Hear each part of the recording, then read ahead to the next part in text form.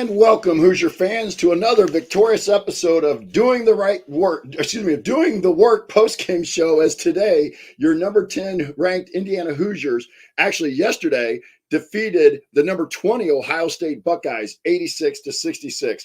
I'm your host, Jeff Marlowe, here with our co-host, Kathy Amos, and we will break it all down for you on this edition of Doing the Work, the new show on the Back Home Network dedicated to covering IU women's basketball. Let's start this show the way we start every show, and that's with our banner moment.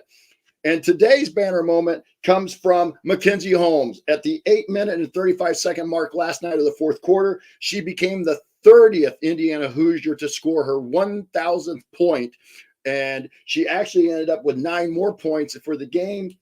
And she now is, I believe, ranks 28th on the scoring list at Indiana as she moved up just with those points. So congratulations, Mackenzie, for the banner moment. And also today, she was named the Big Ten Player of the Week for women's basketball.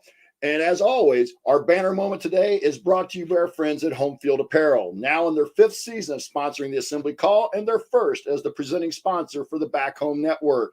In case you missed it, Home Field recently did a brand refresh of their IU collection, adding 3 new items to bring their extensive IU collection to more than 40 items. They also have vintage apparel for more than 120 colleges and universities across the country. So there truly is something for almost everyone at Home Field.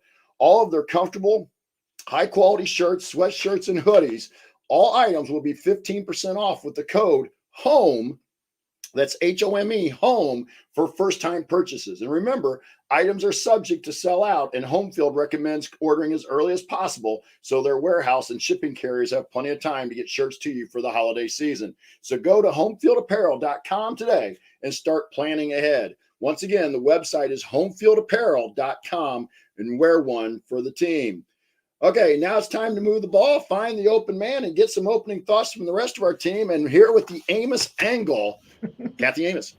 Yeah, we've redubbed my section now, haven't we? So, yeah, I just want to jump on with your banner moment with my opening thoughts, and just again, congratulations to Mackenzie Holmes and a career night for her, and just already doing that in her beginning of her junior year to me is just a fantastic accomplishment, and I know she'll just continue to to rise, and hopefully we'll see her crack that top 10 before she leaves us from Indiana.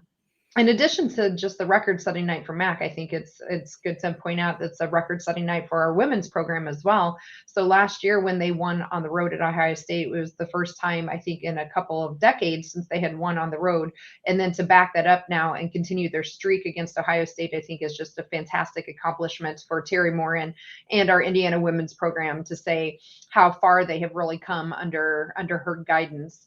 And I just think all around congratulations to the women last night, especially was just a fantastic win for the program. Another top 25 win, which will really be needed coming down the stretch as I'm sure we'll talk about in the macro of the Big Ten, that this is absolutely one of those games that's really bolsters their resume, and they did it in resounding fashion. There was no worry about if they were going to be doing the work or not last night. They sure did from start to finish. It was just a fantastic game.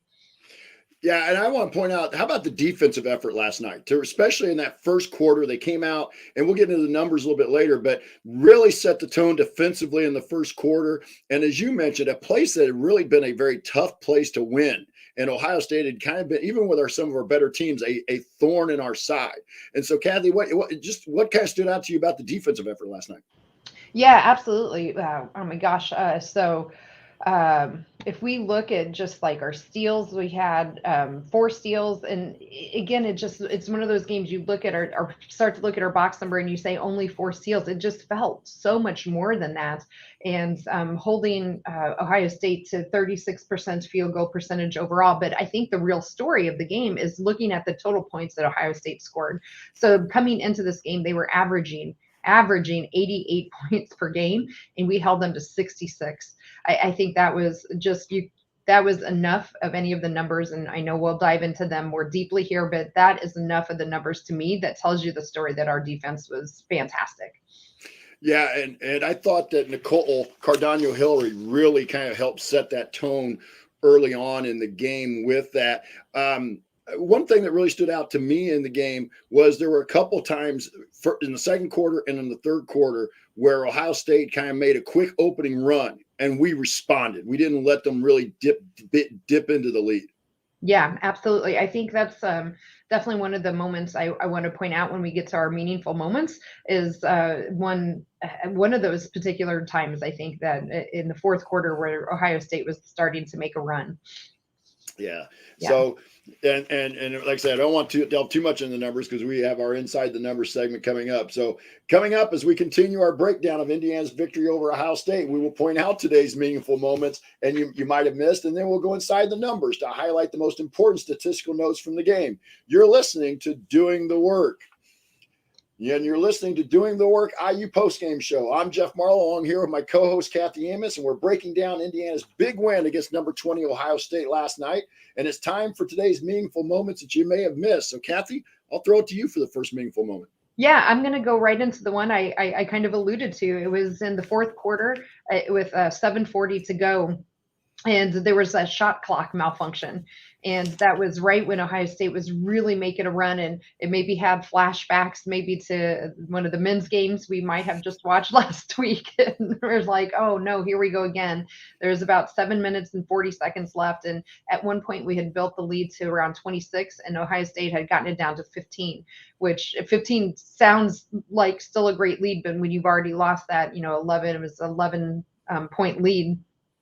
11 points of that lead, I thought it was really telling. And so they were able to actually buy a timeout essentially with that malfunction, and they really utilized it. And coming right out of that, they came in and Ohio State had the ball. Mac had a block down low, which was, she had a number of those, but she had that block down low, got it out to Allie, and then ran down the floor, got the ball back from Allie, and Mac went in to finish and finished through contact to get an and one. And to me, that was a great turning tide for the team, again, to come out, get together, use their defense to spark their offense. And it was a fantastic moment in that game. And I don't think after that I felt any qualms or nervousness or any need to look back at that game and finish strong with that 20-point win. Yeah, and for me, I want to go back to the beginning of the third quarter. Ohio State had scored the first 5 points to cut a 14-point lead down to 9. And if you were going to start feeling nervous about a game on the road, it was in that moment. And then we went on a 15-3 run over the next about 3.5 minutes and really kind of pulled away from, so it went from 43-34 to 58 to 37. And to me, that really kind of was the game. I do agree with you, that fourth quarter where they kind of chipped it back to 14. I was back in my coach's head. I'm sitting there like, but I felt like that we could make enough plays down the stretch that it would be hard for them to come all the way back from that big a deficit. But to me, it was that, kind of the second half, beginning of third quarter, where I thought that was the most meaningful moment. Anything else you want to point out?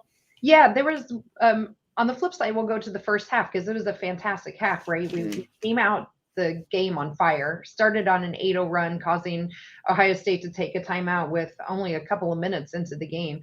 But the one moment I really wanted to point out actually came in the second quarter, and it was from Nikki. And we have someone in the chat asking about her defense and how aggressive she is and pointing that out. And this is exactly a play that pointed that out. So Nikki was down on defense and she was really getting into it. The ball came loose. There was a scramble for it. She dove onto the floor, got the ball, and passed it back out to one of her teammates, and it led to a bucket on the other end. And it was just, there were so many of those moments, but that one to me was really meaningful because one really highlighted Nikki in particular with her defense, and two, just showing you how your tough defense can really lead to offense on the other end.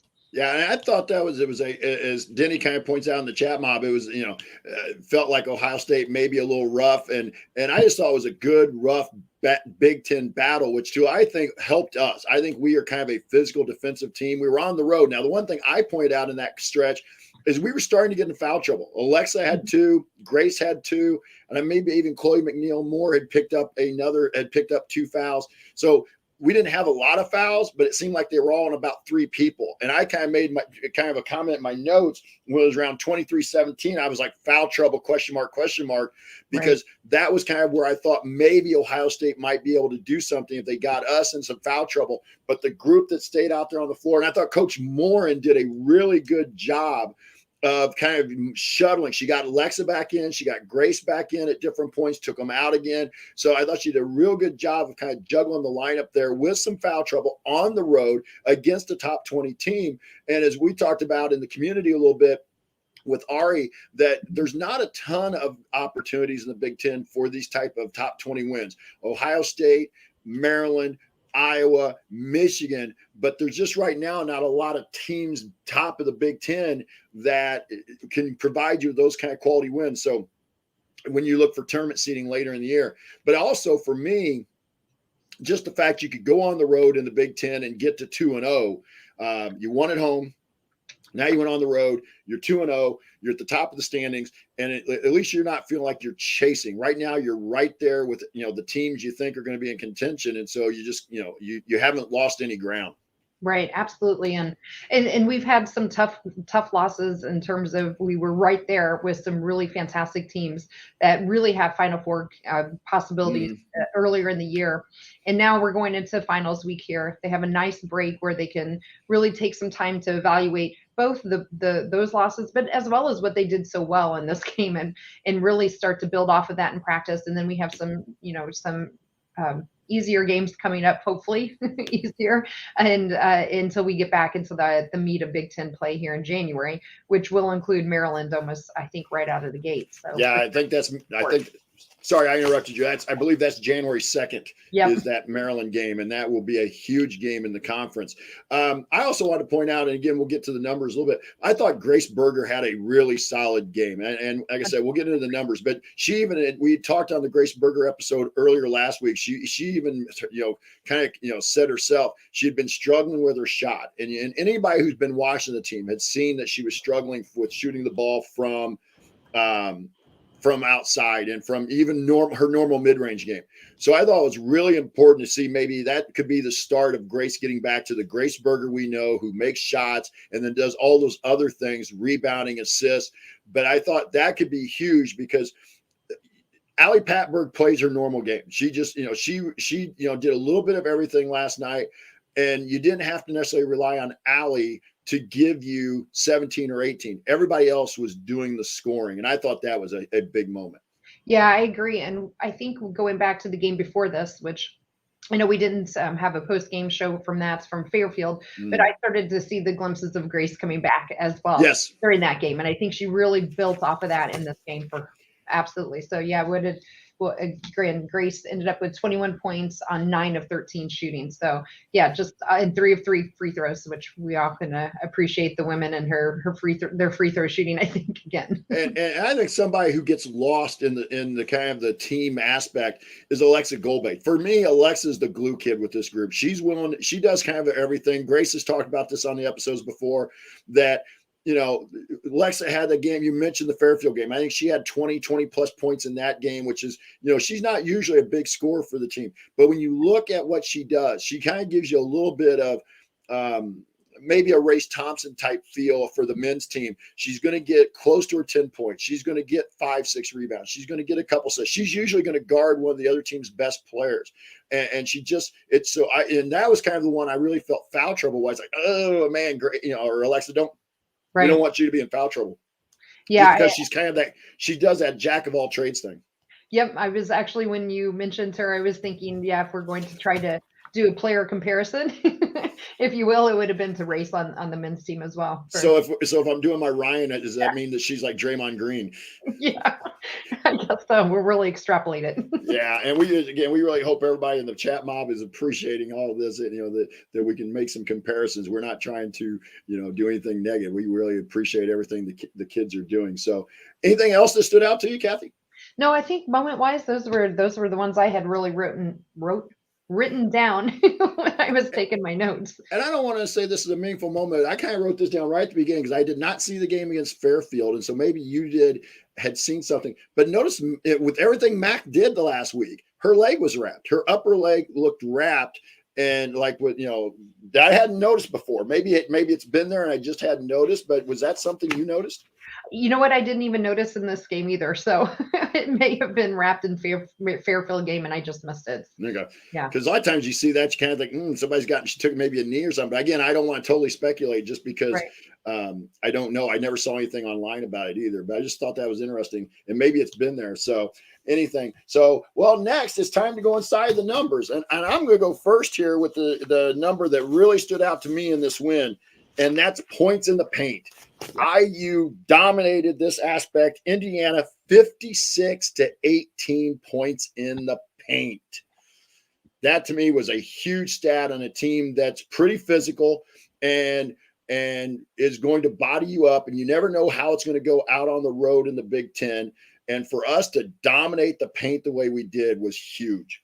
Yeah, that was the number one stat I wrote down and circled. And my husband watched the game with me as he always does. And I looked at him and I would say, we had 56 of our 86 points were in the paint. And I think the team understood that because from the beginning, it felt like to me that was their game plan, was to really go inside to McKenzie and really get her the ball. I think on our 8-0 run, she had 6 of our 8 points. And I don't think they ever abandoned that from tip off until that final buzzer. I really felt that the game plan they came in with is the one they executed, and it's the one they stuck with for the full 40 minutes of the game.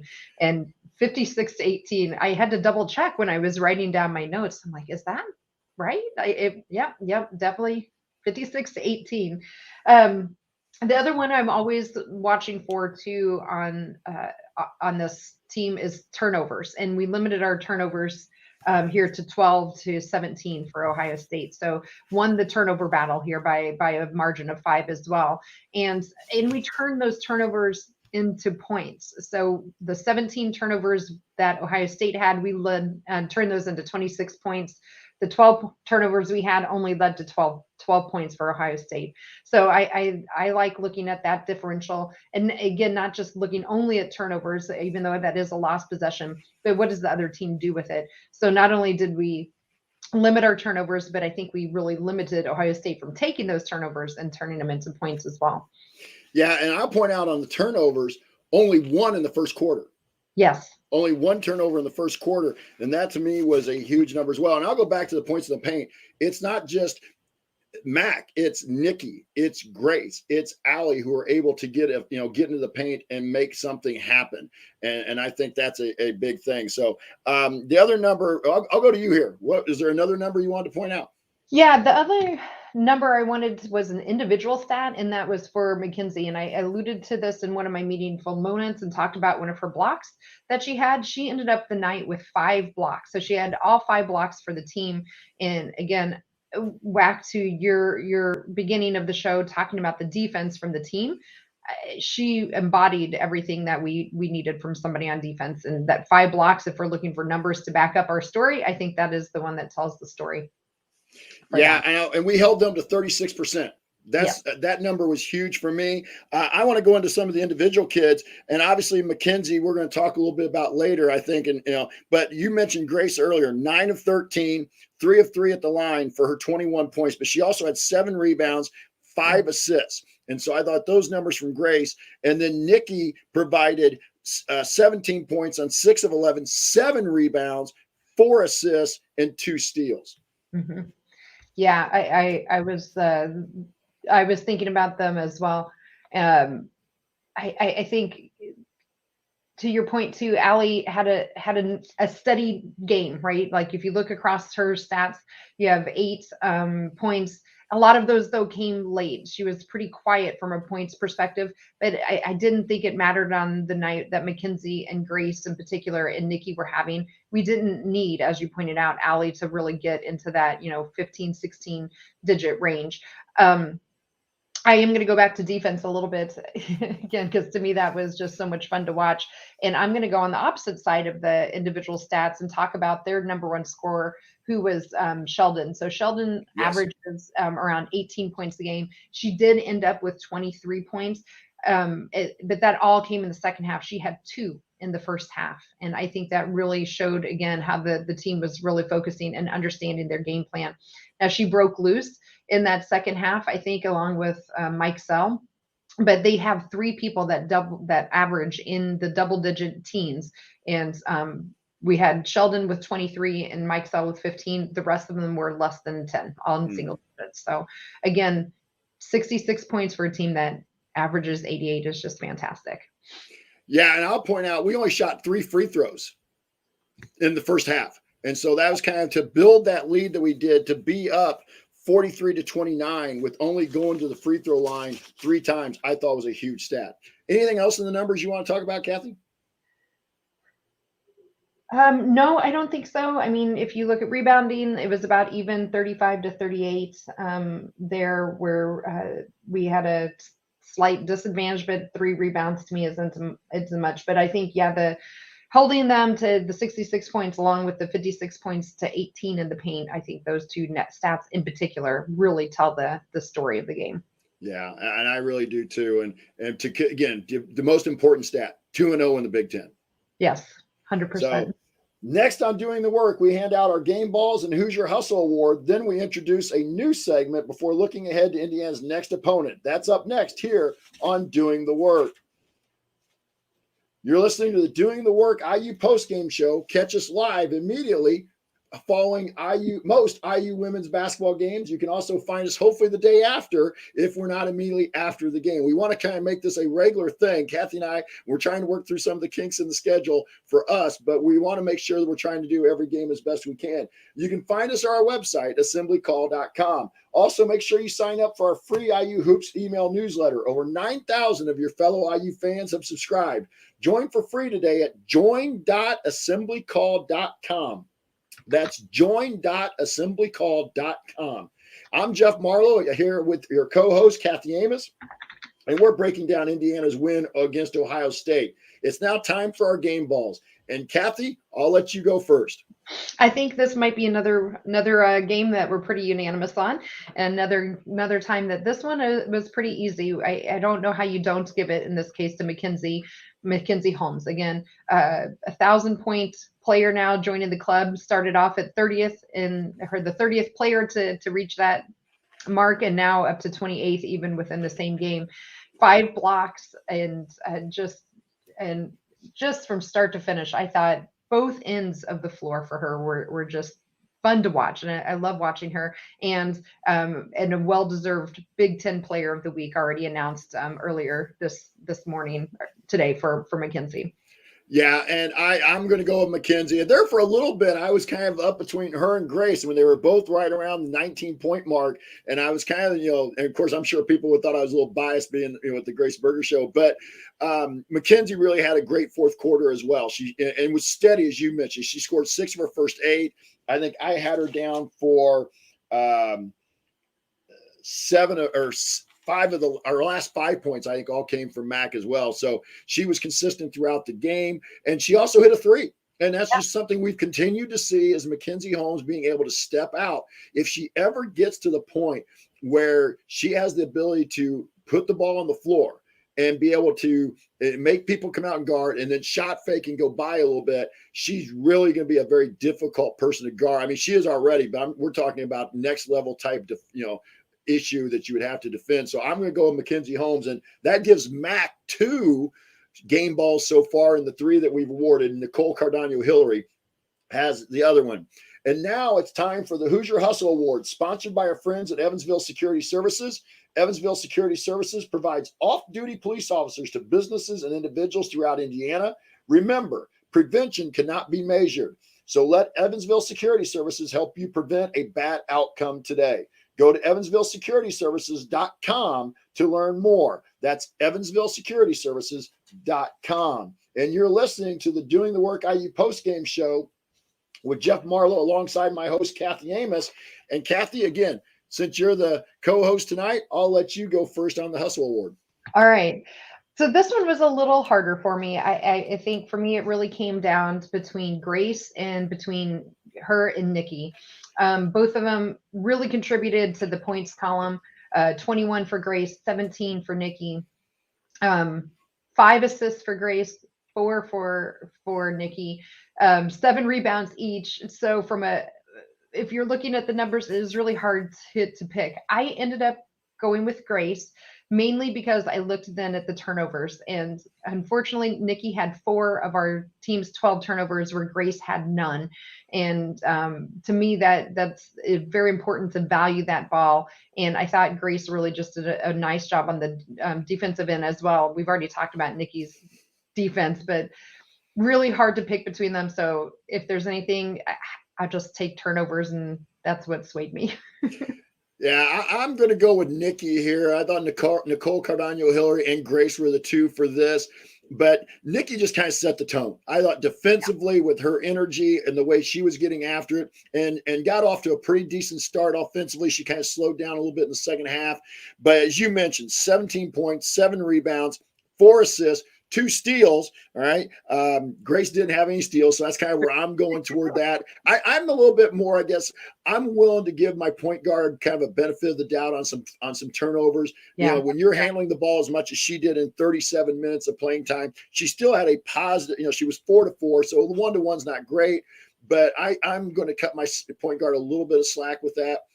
So I'm going to go with Nikki, and judging by what we see in the chat mob, I think Nikki will be our Hoosier Hustle Award today. Very well deserved. Like I said, I had a hard time between the two of them, so I have zero qualms with that whatsoever. And so that will get, I'm sorry. Very well earned, yeah.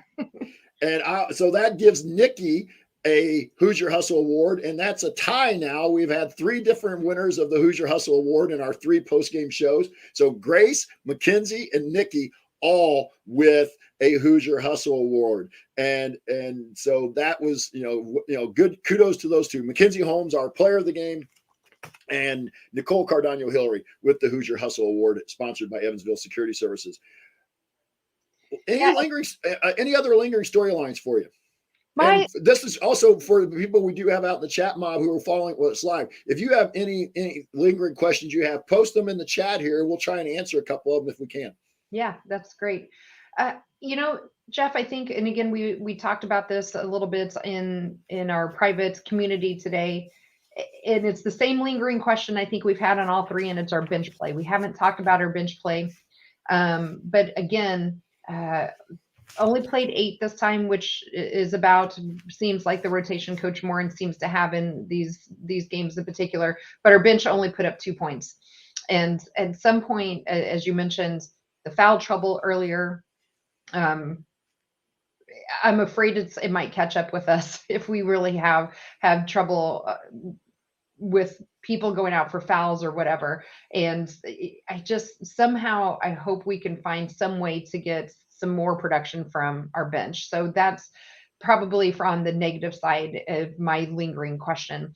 In terms of what I like to leave on a positive, though, I think is what I think our Real Hustle Award alludes to with this team, and it's just the balance that this team has. And the fact that we've had 3 different players in the 3 shows that we've done all get a Real Hustle Award. I think that it shows that this team just really has bought into the do the work slogan from Coach Morin, and they all hustle and are really well balanced. Yeah, I'll kind of piggyback with the concern about depth. And I was really kind of the one who brought that up in the private community today. And if you haven't had the opportunity to join the private community, again, at assemblycall.com, join our private community, because not only are we talking women's basketball, but we're talking the men's basketball.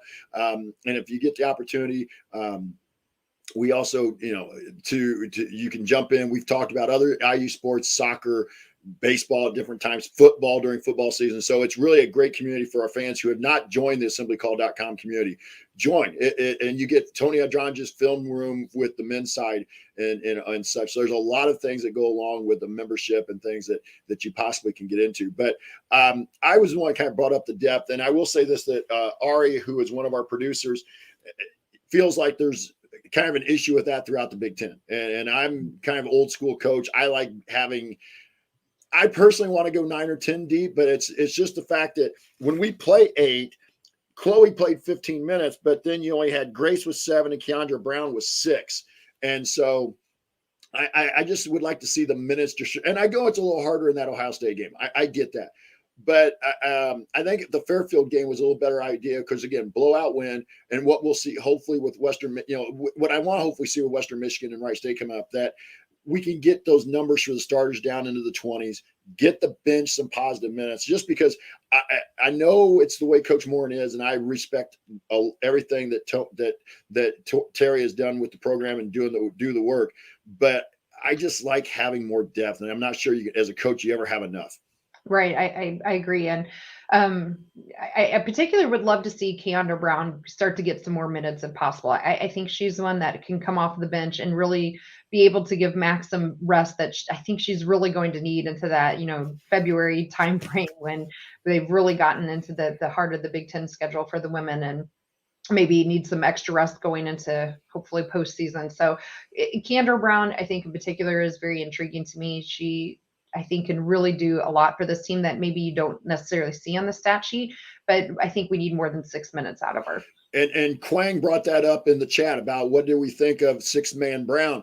And I like Keandra Brown. I'm with you. I'd like to see some more minutes for her. And now that Mac has shown at least the ability to stretch the floor a little bit, would be interesting to see her play Keandra at the 5 and Mac at the 4 for a short stretch, and then have Mac get a couple minutes of rest. So you get 4 or 5 minutes there for Keandra rather than a couple she gets at a time, because right now it's pretty much her in for Mac. Mac comes back and such. But I really would like to see a little more from Keandra, and I'd like to see Chloe be more productive on scoring. I mean, she's not hurting us, don't get me wrong, but she got 15 minutes last night and she didn't score, and she had 4 fouls. I just want to see more positive, what we used to call crooked numbers. I want to see crooked numbers from Chloe in the rebounds, in the scoring, in the steals, things like that. That's what I want to see from the bench. Yeah. And the person we didn't see last night was Caitlin Peterson. She's the freshman who was starting to get a little more, more time. I'm hopeful here too, in some of these non-conference games that we have left, that maybe Caitlin can get in and get some more experience, because from what I saw of her, it's really rough, but I think there's a lot of talent there that really could use some of that playing time if we can get it for her in some of these games. She's kind of raw. I mean, she's just athletic ability has gotten her probably by her high school career, judging by what I've seen so far. But that's a kid that I think as a sophomore, junior, senior could play a big role. And I know we're playing for now too, but I'm with you. Caitlin, she'd be one that I'd like to see a little more of. I will go back to Denny kind of put in the chat mob about a chest bump between Mac and Grace. That's kind of my positive, is you can tell this team enjoys playing together. And I think that's a product of them being together for so long. But you don't see, even when something goes wrong, you don't see too much finger pointing or somebody looking at each other like, hey, wait a minute. They're there. They're going to help each other up. They're going to chest bump. And I kind of like that quiet confidence that you can see they have. I mean, maybe swag would be the word, but they're not out and about. Coach Tonsoni always talks about popping the collar and stuff. Right. You don't see them so much with that, but you can tell there's a confidence in themselves and a confidence in the team. And I thought that showed last night in that chest bump between Mac and Grace. It almost knocked Grace over. Yeah, I agree. And she did. I think she had to grab her hands to keep her from falling. So yeah, I noticed that too. That was a fun moment. So Denny here asked as well, Coach, I'll ask you, I'll turn the tables, I'll play host for a second. Yeah. So do you think Wagner gets open a lot, but seldom gets the ball when she is in, or maybe is it just Denny? I think she gets open. And maybe I'm not watching it quite close enough. I think Grace plays a really good role for us. I'd like to see her be a little more productive. She had 7 minutes last night and had 2 fouls and a turnover. But I think there's part of that where I don't want to say she's afraid, because I'd hate to think any D1 player is afraid. But I think she feel like her role is to go out there and guard and pass. And screen, kind of being like that old-fashioned Brian Sloan type player. Your job is to, if she's doing her job well, you're almost not noticing her. And but I do agree with Denny that I think Wagner would be one that maybe we could get a little more production out of as well. Yeah, so she didn't take a shot last night. Nope. I don't remember her being open. So Denny, to your point, I think it isn't just you. I think I don't remember her having the ball to take a shot. So I don't know if she's just passing it as soon as she gets it, or if she's not getting it. And I'll start watching a little carefully here when she gets in on which way it's going. But that's a great question, Denny. Yeah, and that might be something for us to come back to a later episode after watching a couple more games, because I agree, Dan. I'm with Kathy. I hadn't quite paid that much attention to whether she was not getting it or maybe passing up some shots, but I'm going to keep an eye on that. That's a great question from the chat mob. So, Absolutely. anything else here on the lingering storylines, Kathy, for you? No lingering storylines beyond what we've talked about. So, well, our next game is going to be Sunday. The Hoosiers are off until Sunday. It is finals week this week in Bloomington, and so I know the practice schedule is getting a little bit moved around and things. So because the kids are having finals, but they will play Sunday against Western Michigan. That's a 1:00 Eastern time start at Simon Scott Assembly Hall. That is on Big Ten Plus. So unless you have a Big Ten Plus subscription or go get one, you won't be able to watch the game. I would, hopefully everybody who we're talking, go out and get one. I guess I should plug for the Big Ten maybe, but that game is on Big Ten Plus. We will not be doing a live show after that game. We will be doing a show on Monday. We have some family. I have some family obligations on Sunday with Christmas is the holiday season coming around with family. So we'll be doing with that. And then on Tuesday, next Tuesday, the 21st, they host Wright State at 7 o'clock Eastern. And that game also at Simon Scott Assembly Hall is on Big Ten Plus. And Kathy and I will hopefully be doing a live show immediately after that game on Tuesday, the 21st. So that's our upcoming schedule. And Kathy, I saw this on the schedule, and maybe you noticed it. One of those games they're billing it as a silent night. Oh no, I haven't seen that. And I'm assuming that means they're for those of our chat mob, Taylor University has become really well known for the silent night game. And so it's a very interesting concept. If you haven't seen it, Google Taylor University silent night and and that's what I'm wondering. I don't want to assume too much, but I got a feeling that's what they're trying to do, but I don't know that for 100%, but I do know, I'm pretty sure that game was being billed as a silent night game. Okay.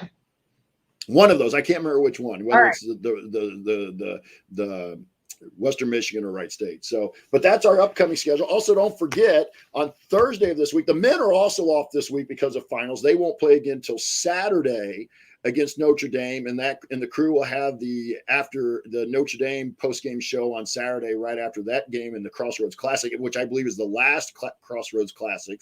Yep. Last of the Crossroads Classic games. Also, don't forget that there's an AC radio show on Thursday night that you can watch here on the YouTube channel as well. All right. So that's what's upcoming on AC radio and AC postgame shows, including Doing the Work here with Kathy and I.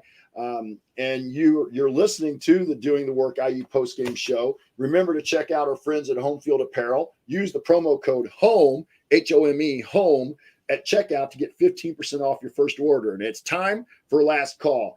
Kathy, I'll let you go first. Sure. Yeah, I'm just going to end again on my same opening thoughts I had. Again, congratulations to Mackenzie on a record-setting night. It was a career high for her. She joined the 1,000 points club, and to our women's team for continuing that winning streak against Ohio State, going to an O in the Big Ten to start off is just fantastic, leading into finals week and still maintaining their 10th ranking in the nation. I think overall it was a fun game to watch. I thought it was a complete game that our starters in particular, but our bench did what we needed to do in this game, coming in, holding a team of Ohio State's caliber on the road to 22 points less than their season average of what they're scoring, and just a balanced approach. I loved watching this game. There was very few moments in the game that it didn't make me happy watching this team play. Yeah, and I really enjoy this game because against a quality team like Ohio State, my last call is just this is how good this team can be, both offensively and defensively. They're not going to wow you with three-point shooting. They were 4 for 9. And if you can get this team to shoot 44% from three on limited takes, they're not going to be volume shooters from three. This is a team that's going to try to get inside of 15 feet to thrive. And you saw this last night against a good Ohio State team. That's a good team. And they're top 20. They dropped it a little bit today, I think, to 23rd or 24, but still, it's a top 20, top 25 team that they went in on the road. And a team, as Kathy pointed out, they've struggled with historically. And just put a number on them. And this is how good this team could be. And it's ironic. And to me, Kathy, it's interesting because had a couple shots gone a different way, we could be talking about a team that's undefeated at this point. That they could have very easily beat Stanford. They not easily, but had they made a shot there with about a minute and a half, minute 45 to go to get that game to a one possession game in North Carolina State, that game may have been a different outcome. So this is a team that, even though it has 2 losses, their upside is really high. And as I mentioned on the last show, if you're kind of joining us and wondering what this is about, why are we talking about the women? This team's fun to watch. They play a kind of an old style Indiana basketball. Terry Morin, go back kind of my age. And I remember seeing Terry play in high school at Seymour. They were in our conference when I was in high school. And just, you can tell that she kind of brings that older, mentality. It's not motion per se on offense, but they're going to move the ball. They're going to move players, and they're going to get up on you defensively, and they're just going to harass the crap out of you. And it's really an enjoyable team to watch. Yeah, I agree. And just, I think we've only got more of this to come from them, hopefully, as the season continues. So, yeah, I think Jeff, with that, hit all of the points I really wanted to make. So I'm pretty good, pretty happy. And we want to shout out to everybody that's been watching, whether you catch us on YouTube or you're watching us live. Denny, Quang, the others. So Brian was in there. You spread the word. We really want to try and grow this. We're very appreciative of all of you who are giving us an opportunity to talk about the IU women, and we want them to feel, I should say it that way. We want them to know that we appreciate them, and that we appreciate the audience. So we really want to push, help us push out the show. Let your friends know. And if they can't watch us live like this, you can always catch us on YouTube or on this assemblycall.com community page, where it'll get posted usually pretty quick after this show. So I just want to make sure that our fans know that we really enjoy doing this for them. And even though Kathy and I love women's basketball, we wanted to do this as a way for the IU women's fan, to get some more input and talk about the team. Yeah, 100%. And along those same lines, thank Jared and Ari for helping us produce this, and just the Back Home Network as well for sponsoring and letting us join the community here these last couple of weeks. It's been a lot of fun. And I hope, yes, to your point, Jeff, we can spread the word, and hopefully more people will start going to games if they're in the area, watching them on TV. The more we can get them watched, I think it just, again, grows our community. Footprint our community, a footprint as a program. The more we can get them on national TV and get them off of Big Ten Plus, is more time that recruits get to see them on national TV. And I think it just all keeps continuing to give back to our university. So I hope people really start getting on with us and watching and following these ladies. And we want to, like I say, we want to thank all of you who are in the chat mob, and Sunny, want to thank you as well. And Denny, appreciate your comment about the Grace Berger show. I've enjoyed doing that with her, but looks like that'll do it.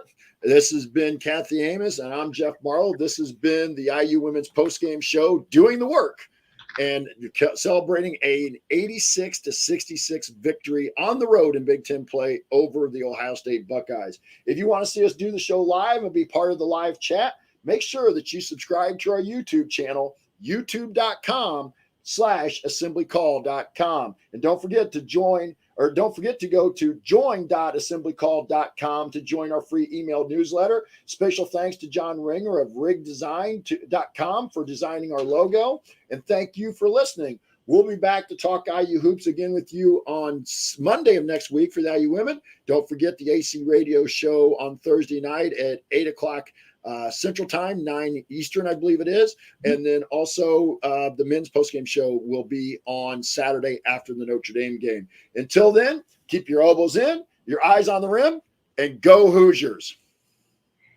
Very good. Good job. And thanks.